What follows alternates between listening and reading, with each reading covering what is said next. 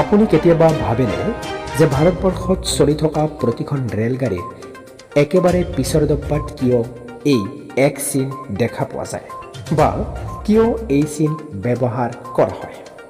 এনেধৰণৰ জনা নজনা প্ৰশ্নৰ উত্তৰ বিচাৰি আজিৰ ভিডিঅ'টো আৰম্ভ কৰিব ওলাইছোঁ। আপুনি যদি এই চেনেলটোত নতুনকৈ আহিছে তেনেহ'লে এতিয়াই ছাবস্ক্ৰাইব কৰক আৰু কাষতে থকা বেল আইকনটো প্ৰেছ কৰক যাতে নতুনকৈ আহিব লগা ভিডিঅ'সমূহ চাব পাৰে।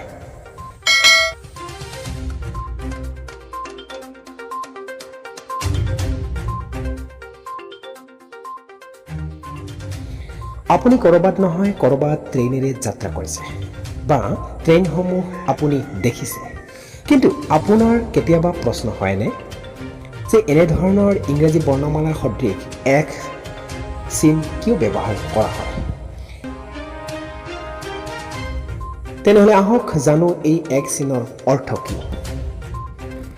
ভাৰতবৰ্ষত চলা প্ৰতিখন পেছেঞ্জাৰ ট্ৰেইনত থকা এই ইংৰাজী বৰ্ণমালাৰ এক সদৃশ চিনৰ অৰ্থ হ'ল ভাৰতীয় ৰেল বিভাগ নিয়মানুসৰি প্ৰতিখন ট্ৰেইনৰ শেষৰ ফালে এক চিনে ভাৰতীয় ৰেল বিভাগ কৰ্তৃপক্ষৰ লগতে যাত্ৰীসকলৰ জ্ঞাতাৰ্থে এই চিন ব্যৱহাৰ কৰা হয়।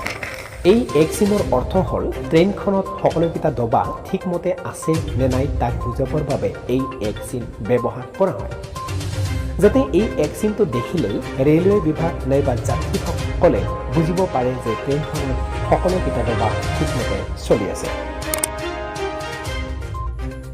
আজিৰ ভিডিঅ'টোত ইমানখিনি। যদি ভিডিঅ'টো চাই ভাল লাগিছে লাইক, কমেণ্ট, শ্বেয়াৰ কৰিবলৈ নাপাহৰিব। ধন্যবাদ।